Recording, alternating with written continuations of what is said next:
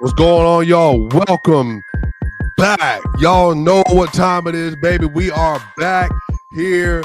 Denver Nuggets, NBA season right around the corner. Today was media day, and y'all, we got a lot to tap into. Y'all know what time it is. This is your boy Swipa. Make sure you like, share, and subscribe. Let the people know where you like getting some of your favorite NBA content. Y'all, huge stuff on the way for y'all this season, man. We have taken a nice little hiatus over the last couple months on the channel, trying to get ready. We got Locked On Nuggets. We got Players Choice. We got Mile High Sports. We got Bleacher Report. You've been able to hear from me, but we haven't been here as much, y'all. But y'all, you already know, getting daily content back coming soon. But y'all, the Denver Nuggets, they have their press conference today, y'all, and this was a very, very interesting day. Very interesting day. Today, the Denver Nuggets, they had an opportunity to have their press conference to tell the world about all the things they've been working on this summer, all the things that have been happening this summer. And y'all, this was a really interesting day.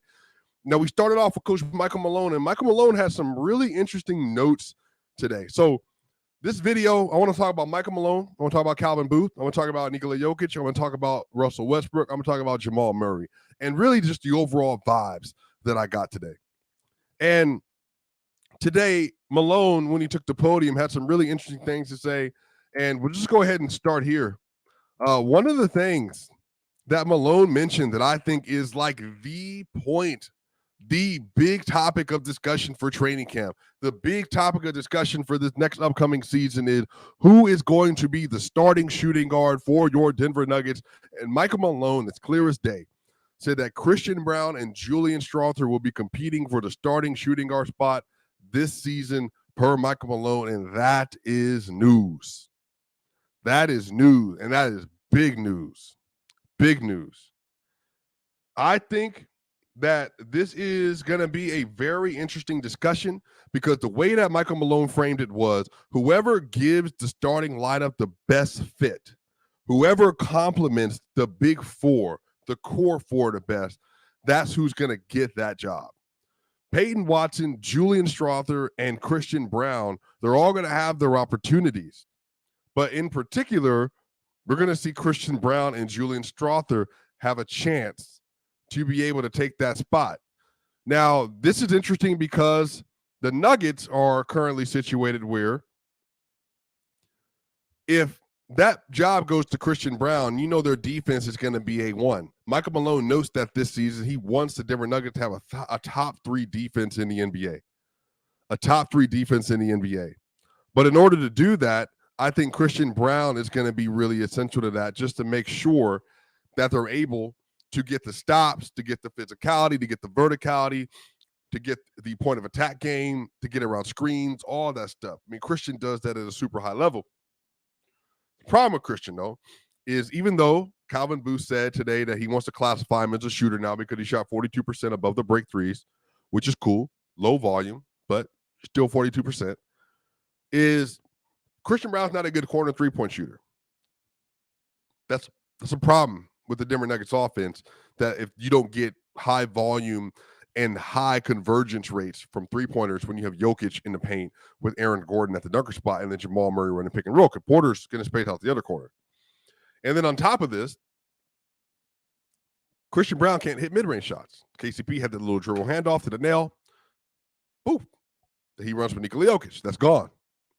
So the question becomes, what is best for the team and what they're trying to accomplish? Is it going to be having Julian Strawther, who's a more natural offensive player, who can get downhill, hit a floater, get downhill, hit a mid-range, maybe even post up, get you a bucket here and there, open, and he's a clear spacer. Like, he shot 29% from three last year. He shot 9% worse than Christian Braun, but he's a better shooter than Christian Braun. Like, his whole life, he's been a better shooter. And on top of that, his form, I think, because of his release, is going to allow for him to be able to shoot at a really high level. But on the other end of this, like, are they going to be able to get the defensive stops they need to from him? Now, again, he's shown, like versus the Pelicans last year, versus the Hawks last year, he can be a capable defender. He got mad steals in that game versus the Pelicans. But can he be a good connective defender? Can he be a good team defender? Because in the scheme the Denver Nuggets employ, you're going to have to be able to get over screens, get around screens, and chase off ball. So you can't be getting cooked because, especially in the West, you're going to have to deal with Luka Doncic, Kyrie Irving, Steph Curry, Devin Booker, Bradley Beal. You're going to have to deal with Anthony Edwards. You're going to have to deal with Shai Gilgeous-Alexander, J-Dub. Like, they're everywhere. You got guards everywhere. That's why KCP was so big. That's why Christian Braun is probably going to end up getting the nod. And this is the thought I had. What if the Denver Nuggets, because they look at the offensive versatility that they would have, they look at the fact that they can get a passable defender that's not going to get targeted in the first and second quarter as much. What if Julian Strawther was the starter? What if he is the starter? And then that way they have a guaranteed fifth offensive option and then also a guaranteed floor spacer. Because if he's playing with the starting unit and he's in the corner, then you might as well just pack it up if you're a defense. And then on the other end, because the Nuggets are so big, could Julian, again, just to be clear, Julian's 6'7". Christian's 6'6". Julian is 6'7". Like, he's a big guard, and he's a 2. So if you get Jamal at 6'5", 6'4", Julian at 6'7", Michael at 6'10", Aaron at 6'8", and then you got Jokic at 6'11", 7 foot. Okay, well, now you got that across the board. Their length and athleticism is what makes them elite defense. And Michael Malone wants them to be a top 3 defense. There are ways that you can build a defense around size, build a defense around versatility, build a defense around length. I think he can do that really well. But what can happen is now you can just go ahead and start Julian Strawther, just be an absolute haymaker offensively. But when you need to close in the second quarter, you need to close in the fourth quarter, Christian Braun gets those minutes, and both of them, they can split those minutes. 18, 19, 20 minutes a game for both of them. 21 minutes a game for both of them.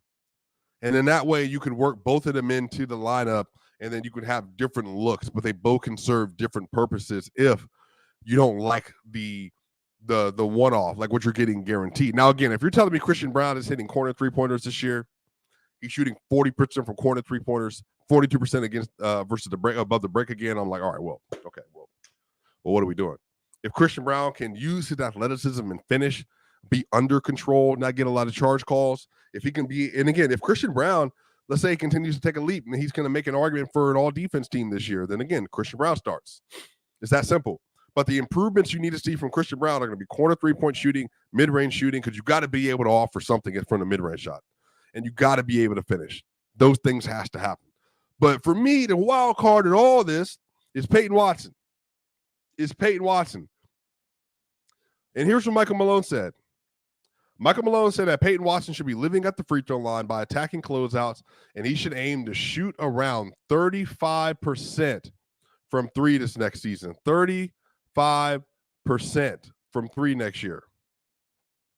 That's very doable, Peyton. And again, all this stuff goes out the window for me, because if you tell me Peyton Watson is at 50% from mid-range, again, like he was last year, but let's say a more volume. Let's say 47%. Let's say he's shooting 37% from 3, like I put out, early even before this conference. 37% from 3. And he's an even better defender because now he's even smarter. Well, then Peyton needs to start. Absolutely. Like, not a question. Peyton needs to start. But I don't know if they're going to be able to get to that. I don't know if they're going to be able to do that. I don't know if they want to do that. But again, Peyton is also 6'7", and Peyton is like even longer and more athletic than Julian or Christian. So they're going to have options. And I think for me, that's going to be one of the hinge points of the season, is how do they find viable options to be able to grow into a lineup that is devastating, but then how do they grow Julian Strawther and Christian Braun to be able to work well with that second unit? Now, the second unit's a question, because now Julian is going to need to play with that unit, because I don't think you want to play Russell Westbrook. Well, the second unit anyway, just to be clear, is going to be Russell Westbrook, Jamal Murray, I think Michael Porter Jr. can space that with them. Peyton Watson, Vlatko Cancar, and then on top of that, you're going to have Dario Saric. So that's going to be probably the mixed max that you'll have, like when Julian or when Jamal Murray is on the second unit, starting the second quarter, starting the fourth quarter. But I think one of the ideal lineups that I'm really excited for, y'all, that I thought about today is Jamal Murray, Russell Westbrook at the 1-2. Then you have, let's say, Nikola Jokic at the 5. And then let's go ahead. We'll put Peyton Watson or Vlaco. And then we'll have Michael Porter Jr. at the 4. And then Nikola Jokic. Like, I think that Westbrook and Murray are going to be a lot better than people realize. Why do you say that? Because if Westbrook is creating pressure at the rim, if he's the ball handler, dribbler that he's always been, which is an elite to very good, and then on top of that, he's playing within control because he's playing next to like a different kind of team and a different system that's really bent on passing and creating. And then on top of that, if you're going to create, and then you're taking gravity away from Jamal because you're putting so much pressure at the rim, and then Sarge is out there ready for a 3, Porter's in the corner somewhere or on the wing, and then you got Jamal. I think that they could work really well. And then on top of that, the Nuggets, when Jamal Jokic and Westbrook are in the game, they're going to have 3 very good to elite passers on the floor at the same time. The Nuggets haven't really had that except for Bruce Brown. So even just the passing options they're going to have with the play finishers and Aaron Gordon and Porter and Christian and others they have on the roster and Peyton Watson, they're just going to be able to find so many different ways to be effective offensively that, again, and if Russell Westbrook, he shot really bad from 3 last year, but again, if he shoots 34, 35% from 3, make it viable. That's the thing. Make it viable. Then you can just do even more. And then the gapping off on 2K works, but gapping off in real life from a guard doesn't work as well because now I have a room to run to the rim, but now there's no big at the rim. And there's no big in the rim because Jokic is out there. Now, that's the other side of this. Jokic has to hit his jumper again. That has to happen.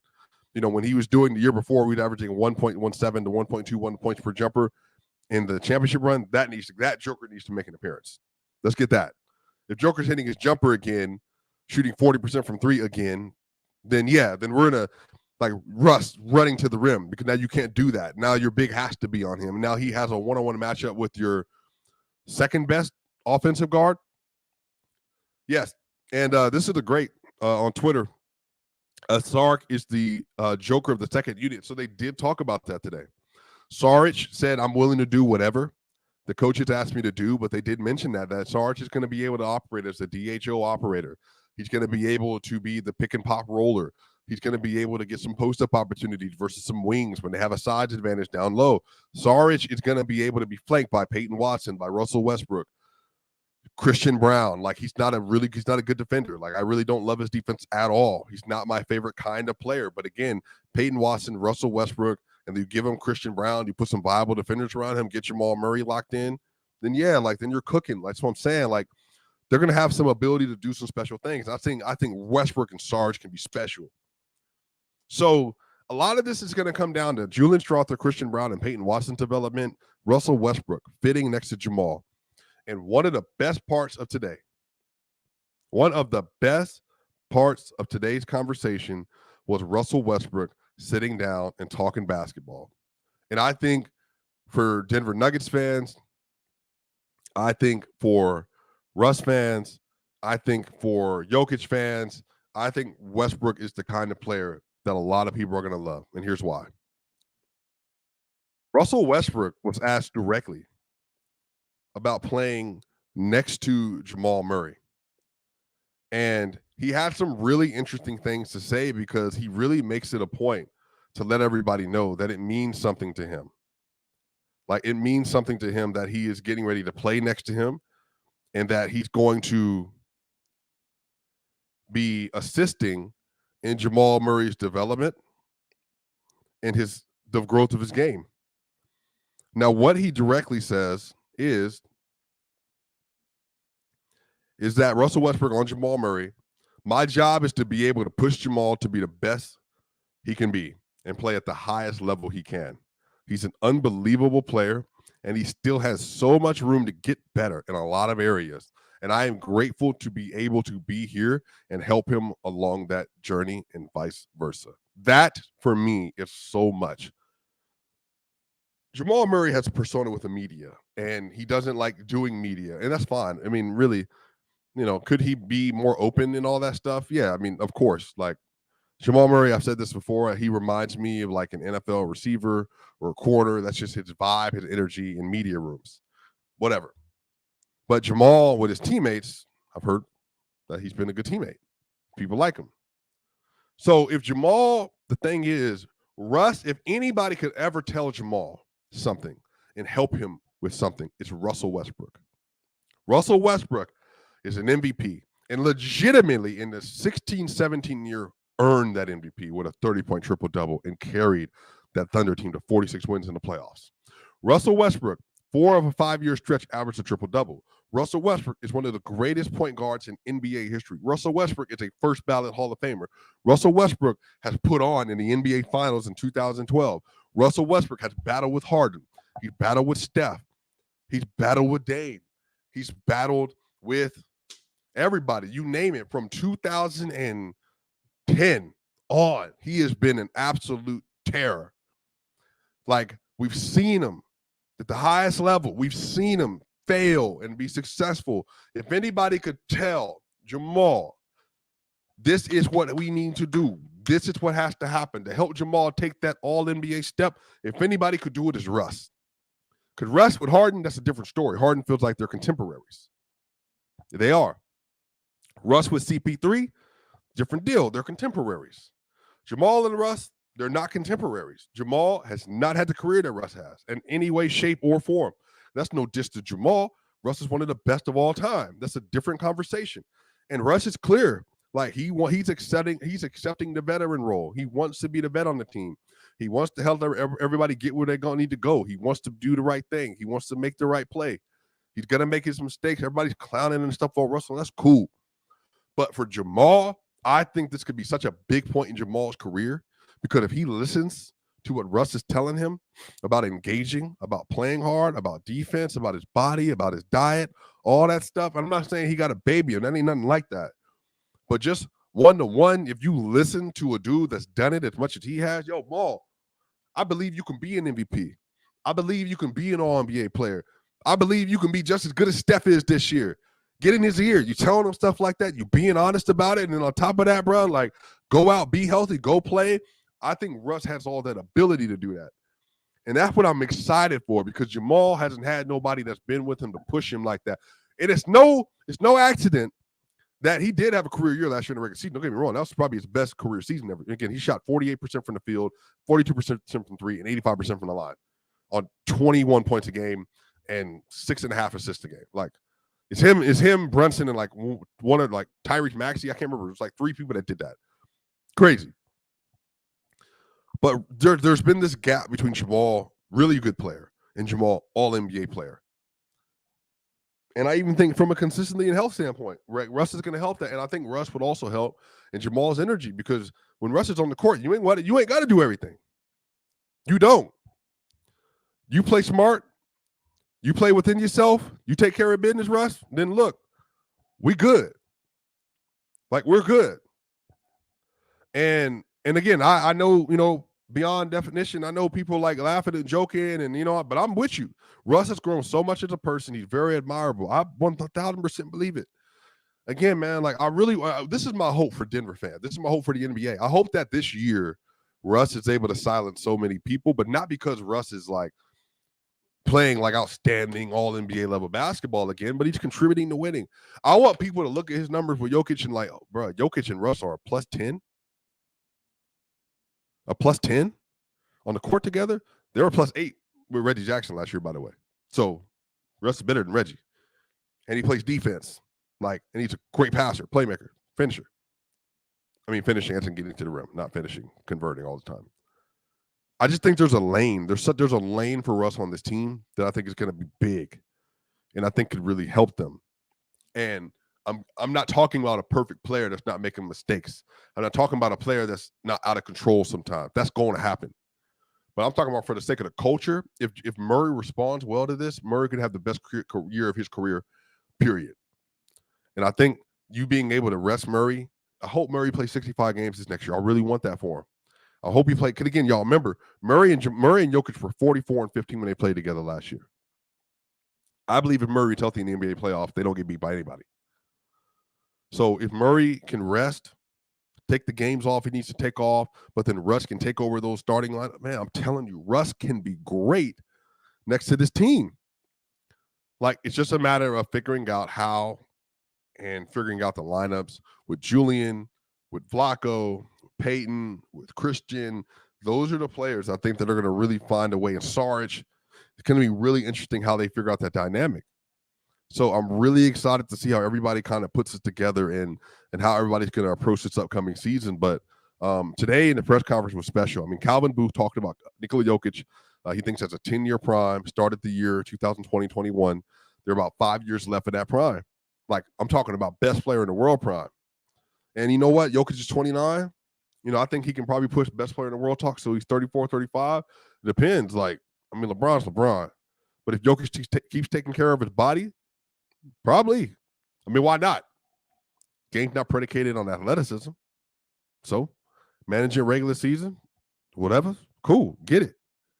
So, my whole thing is there's a lane for this team to be really good. There's a lane for this team to be better in some ways than it was last year. But it's going to require that they invest in themselves. They invest in figuring out the right lineups, Malone. They invest in strategies. And they take a look. If something's not working, you make adjustments. And Calvin Booth made a really interesting point today. He talked about, like, not trying to compete with the NBA three-point rate. And what he said was that, well, we shouldn't lose to a team like the worst team in the league. You know, if they shoot more three-pointers than us and we lose, like, by happenstance, like, we shouldn't lose to that team because we have Jokic. We got the best player in the world. And we got Michael Porter Jr. and Jamal Murray. Like, Michael Porter shot 55% from mid-range last year. Like, we don't need to copycat, but what we need to do is excel at what we do. And I think that's true. I think that's like, that was shown that they almost won a title last year doing that. But I think that they still need to get their three-point rate up. Because Malone talked about at the beginning of the press conference that had Jokic taking one more three a game, had Murray taking one more three a game, had Porter taking one more three a game last year. They've been a top 15 three-point shooting team in the NBA. But because they didn't increase their volume, they were 30th. And I think it's important for them. They need to be hovering around, like, for me, 15's fine. If you're telling me this is the most efficient mid-range shooting team in the league again, the most efficient rim shooting team in the league again, maybe, really effective field goal percentage. If they're number one or number two again or number three again, and they're taking the 15th or 14th most threes in the league, that's enough. I mean, at that point, your offense is, like, outrageous. Like, that's the best offense in the league when it matters. I think they just got to get the shots up. And I think it should be important for them that they do that. So, yeah, we'll find out. I'm really excited to see how things go. I'm excited to see the first game next year in Dubai versus the Celtics, next week in Dubai versus the Celtics. And so I'm excited to see how the team continues to respond to this moment because, y'all, I truly think this team is set up. I don't know what time it is, so make sure you subscribe. Yo, the NBA season is back. Y'all know what time it is. Swipa gang, we're going to be here all year. We're going to be here after every post game. And y'all, we got so many things happening. We're having interviews upcoming this year. So much stuff to get into. Swipa gang, y'all know what time it is. I will see y'all on the other side.